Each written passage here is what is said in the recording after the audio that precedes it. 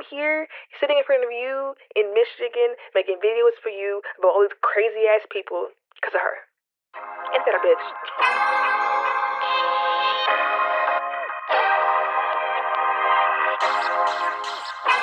Hey guys, it's Kat. How you doing today? You ready to learn? Let's get into it. A couple weeks ago, I made a talk about how movies and TV shows use shock value too much, but the main kind of shock value they like to use. Why am I? Oh my god.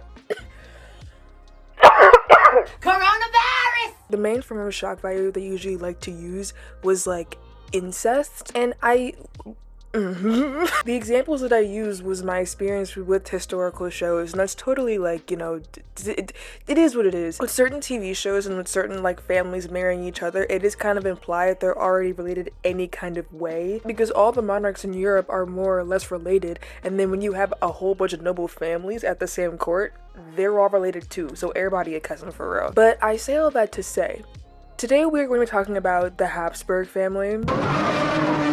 This family is so interesting to me just because it's not even the fact that they ruled Spain for a long ass time. You know how long they ruled? Not even just Spain, just in general, at the height of power and having a whole bunch of land underneath their asses. Do you know how many years they ruled that shit? If you count all the way from when they first came to nobility to technically their effective end of rule and power in general, bitch, 640 years. That's a really long time. 640 years ago from today is what? long time ago. They ruled for a very, very, very, very, very long time. And I'm not gonna spend too much time on The devil is a lie. Yes, I am. Let me stop. Okay. So before they became nobility, they were actually small regional nobles, kind of it was basically a collection of lords, so people who owned castles and were just called lord whatever, the whatever lady, whatever the fuck, you know what I'm saying? Landlords and feudal administrators. So it's they weren't, highest, if you will, in social hierarchy, but they weren't peasants, you know what I'm saying? So their name comes from this castle, and I was trying to figure out how to say this properly, and it's really weird because but it just sounds like I'm not saying it right because it sounds like I'm saying a cuss word, and I don't want to mispronounce things. Their name comes from Habsburg Castle in Habsburg,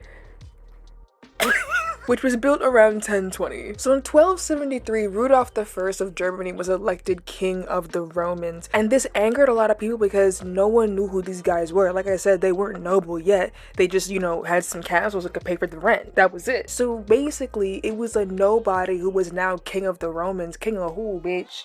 I don't even know you. So in walks Ottokar II of Bohemia, who was the loudest voice, who was saying, "Who are you? You are not my king." He was already rich, already powerful, already popular, had a lot of success in either direction you want to point at. So with this man now in his face saying, "I don't know who you are, but you're not my king," it's a bit of a problem. But also it's he ruled Bohemia, right? But he also ruled Austria, Styria, Carniola. What was the last one? Carnithia. Austria is still Austria, right? The other three is a combination of Austria and Slovenia. It's I'm over here in Michigan. I really can't. I was never really good at geography. The other reason why Ottokar didn't like him was because when Rudolph became king, right? One of the things that he decreed was that all the lands that were taken at one point or another, that were taken without permission, consent, whatever, has to be returned. But after the last Babenberg Duke of Austria died in 1246, Ottokar went and married into that family, went and occupied Austria and all the surrounding duchies. Duchies? Duchies. Duchies? I feel like duchy. Because duchies are dookie.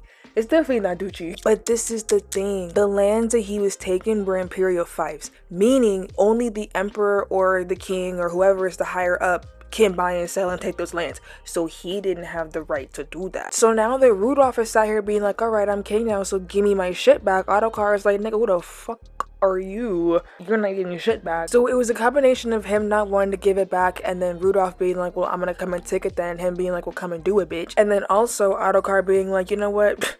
You're not my dad. Basically, there's a lot going on. So they have a battle and they fight. So he ends up defeating Ottokar, right? And in this defeat, he actually gains the entirety of Austria as well as Styria, and the Habsburg decide to make Austria their power base. Smart as hell. This was the beginning of their rise to absolute power. What really, like, you know, sent them overboard and left them away from being like, oh, you know, ning, ning, ning, ning, ning.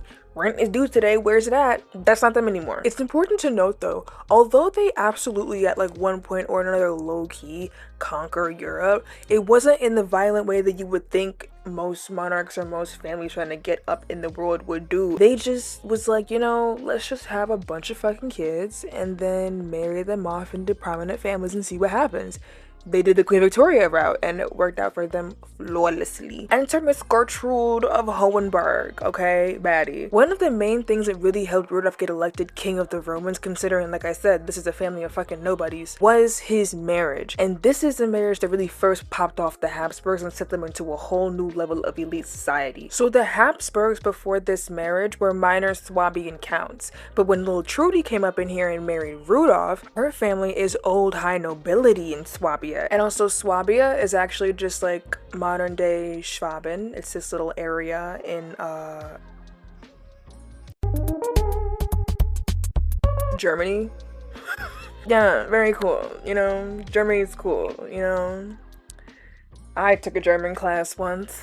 So what exactly did this marriage do? Essentially, this marriage legitimized not only Rudolph but his family socially amongst the European elites. By marrying Miss Trudy, he was brought into a world of nobility that he'd never experienced before because they had never gotten at that point yet. And with him being accepted, all of these princes were the ones that casted their vote for him to be voted king of the Romans. And this is where we really start to see their family mantra start to kick in. The famous saying of the Habsburgs is always really interesting to me because I just feel like noble houses, look at me, oh my god. No, actually, exactly that. I feel like noble houses from way back when and royal families and royal houses that have their own personal sayings or famous sayings. Bitch, where do you think we are? Westeros? Crazy. Talking about them, oh yes, this is House Stark.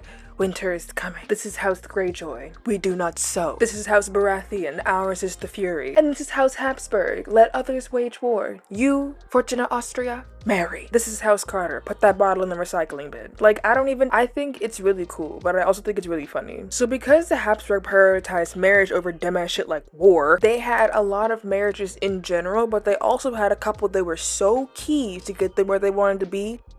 We're gonna run through them. I'm gonna say there are 5 marriages from this family and in this empire that really like showcase the rise and decline.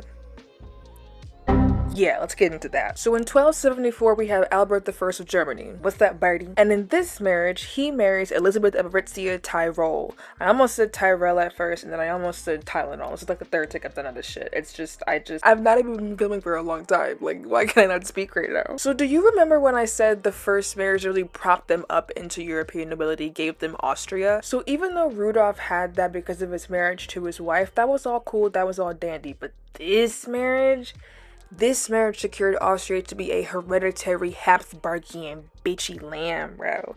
And so that was really interesting because after that happened and after they realized all the power that actually consolidated, every single ounce of the family pulled up like it was the fucking Avengers compound. And it was at this point where it became clear they were no longer kings, baby. No, it was time to start that dynasty, and so they did. Fast forward 200 years to 1477. I don't even know a best way to describe it other than like, damn bitch, you hit the motherfucking lottery. Maximilian I and Mary of Burgundy. Mary, at this point, was one of the most richest heiresses in the entirety of Rome, bro. She was swimming in that cash and everybody wanted a piece. Maxi Poo got it though. Just for starters. You know what Maximilian got? He got, just for starters, bro, the Netherlands. Just for starters, just the appetizer. I bet that dowry, bro, that BBL ass dowry. Then once again, he married this lady, and by marrying this lady, that boosted him up that social ladder, and then he realized there really are levels to this shit, and then he realized once again, oh, we need to lock this shit down. He came into contact with many variations of nobles. This is a nice way to put it, I guess. And for some reason, with coming into contact with these people, interacting with these people, seeing how they live, seeing how they operate, somewhere in that brain, Maximus, he decided, you know what? I think that family should stick together. Family is the thing that is the most important in everyone's aspect of life, especially mine. So much so that I think we need to keep it in the family. What do you mean? What do you mean, love? What's in the family? You want to keep it in the family? I don't. I just think when a person says the best way to consolidate power is to give the family tree roundabouts, I think we should have a conversation and probably put that person down. But at the same time, this marriage as well made all the other European families look at the Habsburgs and be like, oh hell no, okay, hold on. We ain't tolerated y'all moving up in the social ladder. It was okay. But why do you now have the Netherlands? That was a big issue. So like I said, around this time was when they started, being like, who's that over there? Your cousin? Oh, really? In the beginning, it was just cousin marriages, which, is still fucking weird, but it's better than anything closer than cousin. What a sentence. The former, the former Queen of England, Prince Philip was her whole ass cousin. Like, what? The goal of doing this, though, was to keep alliances and titles and lands within the family, right? Grow that multi-dimensional, generational wealth. And the biological risks of this weren't, extremely high. They weren't even high, period. They were low. Next, we have the unfortunately iconic marriage of 1496. So, Lord, this is where they get to Spain, and it's just so interesting because the jaw just be everywhere, right? The head shape, it just be bulbous, to say the least. The head shape definitely be head shaping. I can't imagine birthing that shit. Not at all. But Philip the Handsome, subjective, married Juana the First of Castile. We know Juana's family. We do. Don't worry, we do. Miss Juana here, who's her sister? Not even that. Who's her mama? Ma'am, Juana of Castile, who's her mama? Isabella of Castile, which, i.e., who's her sister? Catherine of Aragon. Babe, everything is always connected. It's really scary sometimes. This marriage was nuclear, literally fucking nuclear. Because, bro, Philip went and married Juana, right? And do you know what he got for marrying her? Aragon? Not only Aragon. Castile? Not only Castile. The territories in the Americas. Because guys, remember, who funded Christopher Columbus's journey out here? They fucking mama. Isabella Castile funded that nigga. I am here, sitting in front of you in Michigan, making videos for you about all these crazy ass people because of her. Ain't that a bitch? Fun fact, they actually really disliked him when he came back from the Americas and was boasting about how he treated the natives and then brought natives back to showcase how he was treating them. It was boasting about it. They hated that shit. They thought it was so inhumane. They blackballed his ass. They did not like him. So,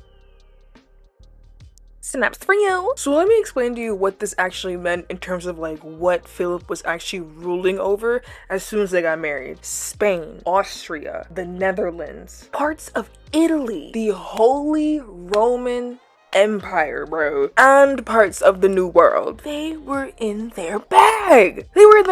Bro. They literally, bro, I just think it's so crazy how it's this woman literally set you and your family up for generations on generations on generations. And then you treated her so fucking crazy. Literally, bro. Played with her so bad, made her lose her fucking mind, and then go lock her up with her bum ass dad. You and her daddy go to hell. Even though he did treat her like shit, they did end up having a son. And this son, their son was crowned Charles V. So all those places that I just said came with the marriage to her. He's now the king over when he becomes Charles V, right? Keep that in mind. So Charles V actually married his first cousin Isabella of Portugal, and they actually were properly in love. They had a bunch of daughters that he pawned off to other marriages doing the same thing that he was told to do for their family. Marry everybody out and call it a motherfucking day. And they had a son, Philip II, who became the successor. By the late 1550s, he'd gotten the iconic king disease, gout. And by this point, he'd gotten so sick that he could really couldn't move around and walk around that much. So, he decided to abdicate his throne to Philip and spend the rest of his life in a monastery. And this is where the construction workers have arrived. They're putting up the cones, and they're starting to map out where the roundabout's supposed to be. Maria Emanuela of Portugal, right? So, Philip decides to marry her in 1493, which is totally fine. Not really. I'm totally lying right now. This lady was related to Philip on both sides. Her dad was his uncle on his mama's side, and her mama was his aunt on his dad's side. What are we doing right now? So the kids they had together, their genetic like makeup is literally closer than that of the offspring between a regular first cousin marriage. What are you talking about right now? It's just so crazy because it's like, there's no way. This is why family reunions are very, very, very, very important, because they had one son, Don Carlos, and honestly, this was the first red flag and should have been the only red flag to be like, you know what?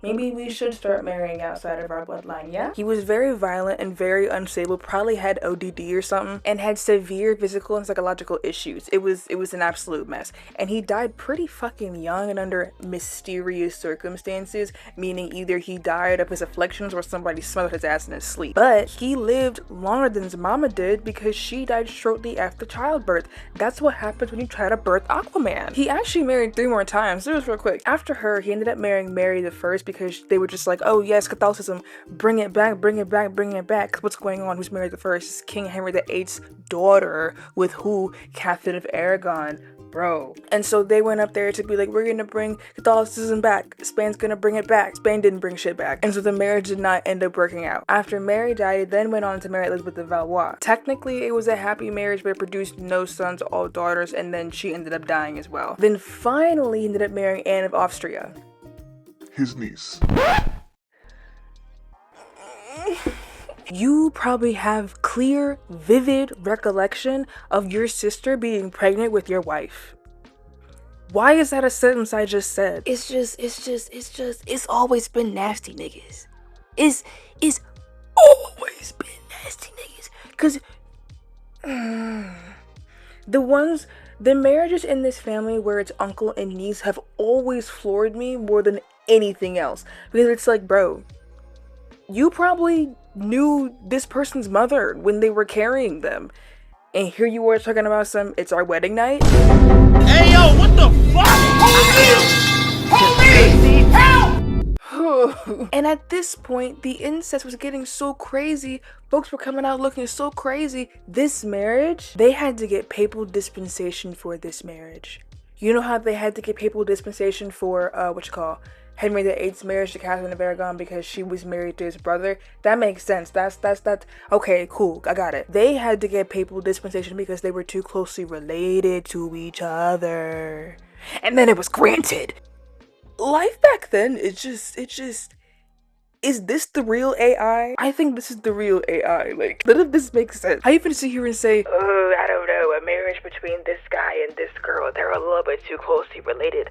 I think we need to talk to the Pope about this to get dispensation for it. So you agree, it's really bad and you need to get like proper 110% like, confirmation that this is allowed and they can be considered God's will. Okay, cool. It gets to the person, it is that heinous. He agrees, yeah, y'all did need to come to see me because this is fucking disgusting, this is nasty. Yeah, you can't do this by yourself and get away with it. Nah, this is crazy. Go ahead and do it though. Are you serious right now, bro?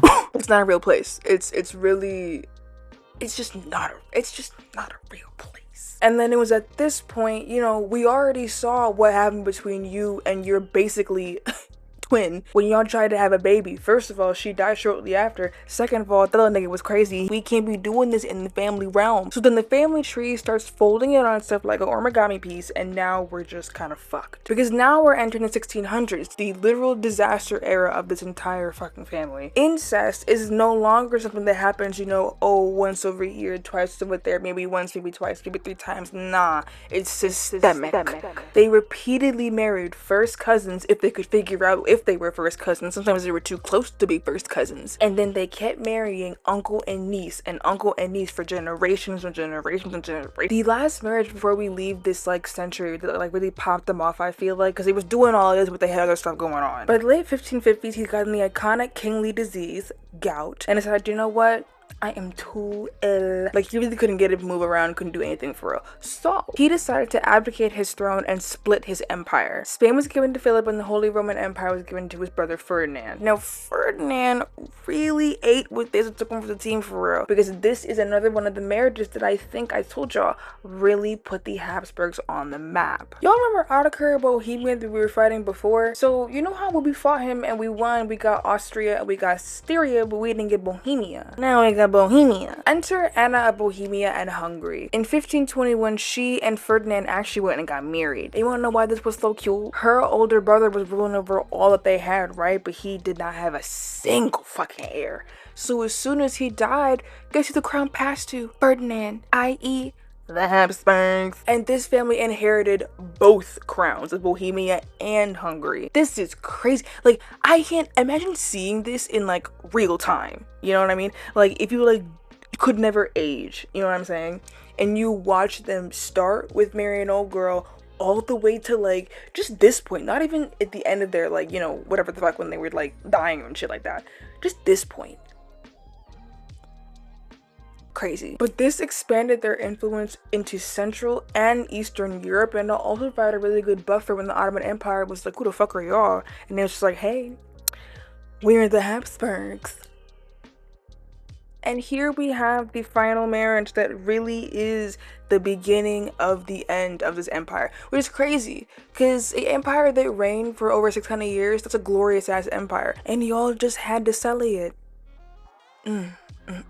I wonder if there are any surviving Habsburgs today. Probably not, at least not from like the like royal line. And it is in this era which brings us to our final little marriage, not really little honestly, in my list of crazy ass marriages. I think the title for what this list was supposed to be about has changed like 4 times, but I don't care, because some of these marriages, they were really good for this family, and some were like, what are you doing?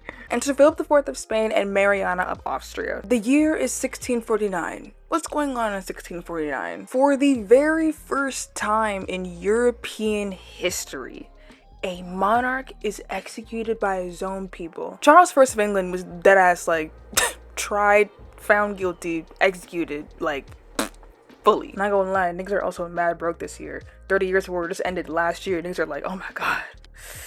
Can we get a donut? No, not even a fig. What a horrible life to live. What I find really interesting is like when you look back at what these people did and what their family did and how they came to power and their height of that power, the golden age of like their reign is like from 1500 to like 1650. And it's so funny because like I wonder, was it like really like economic or systemic like decline of the royal family in this time period after this marriage went through?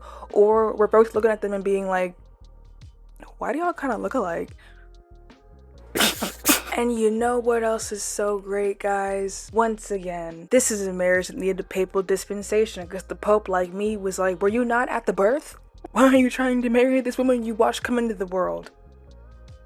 I have so many questions, and I really think Chris Hansen should be president for every single one of them. Philip IV, as a person himself, was already carrying generations on generations, decades on millenniums, on eons of just genetic whatever. He was walking around looking like somebody blended up DNA, right? And then you want to sit here and go and marry your niece, who is a Habsburg on both sides, meaning her parents were also probably related. Like, this is just, I just feel like, but then also, it's not even that. It's not even that. What are the Habsburgs known for? That cash register fucking jaw. But that jaw didn't just start popping up out of nowhere. Oh, no.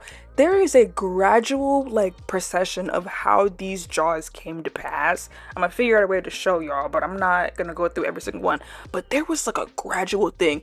You could see in the portraits of this family how it was just like, what's going on down there? And it was low-key present. And I say low-key, I mean low-key. It was low-key present in both these people, both Philip and Mariana. It was low-key present. That chin was who? It was coming out. For me, it's just like if I give birth to a child and I look at my child when it's born and the jaw looks like the corner of my desk, I'm gonna be a little bit confused. And I'm gonna look at who the parents are. Okay, for some reason I was a mom, and for some reason I was a mom that was pregnant by her uncle. So that's already a mess. Then me as the mom and my uncle as the dad already have millennia on millennia on millennia on millennia of genetic inbreeding and overlap. These monstro Elisasu ass babies. Bro, the infant mortality rate is doodle fuck high, bro. The ones that do survive, they're fucking infertile. Like, and they have severe deformities. Why are we looking at this and seeing this and not being like, let's stop doing this, yeah? But this marriage culminated in the most iconic and well-known Habsburg probably known to man, which is Charles II.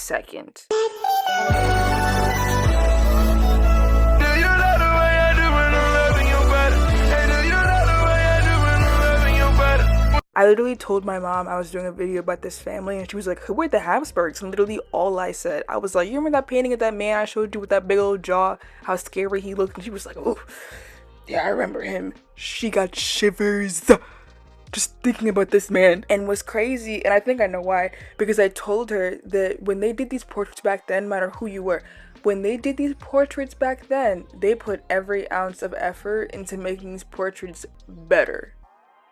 Boy, ain't no way, boy. So what I'm saying is, you see this man right here. You see Portrait Charles II.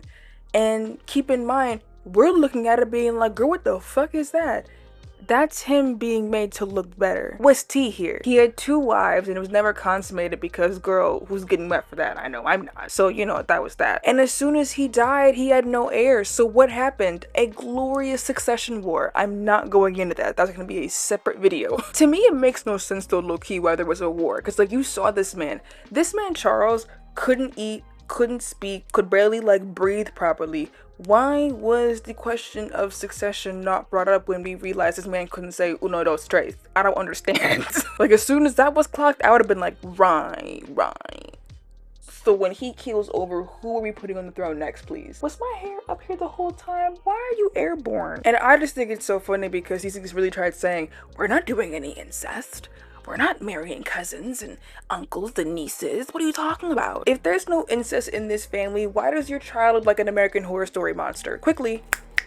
So yeah, I was just thinking about this man and I really just want to talk about him, but I feel like with talking about him, you have to bring up like the buildup of why the fuck he looks like that. Because that's not just something that happens.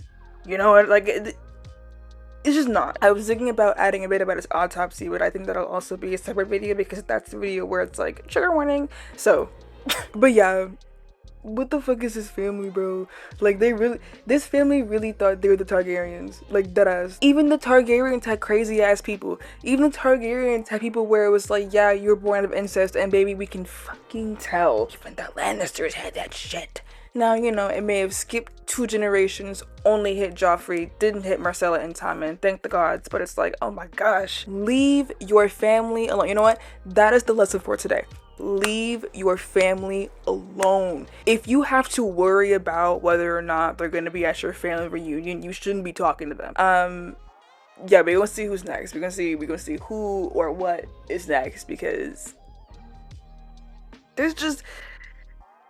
Why? Well, that's all I have for you guys today. Thank you guys so much for watching. I really hope you enjoyed this story about this family that just, I'm stuttering. Like, what are y'all doing? Like, ka-ching? Like, don't forget to like, comment, share, and subscribe, and I will see you guys in the next one. Bye!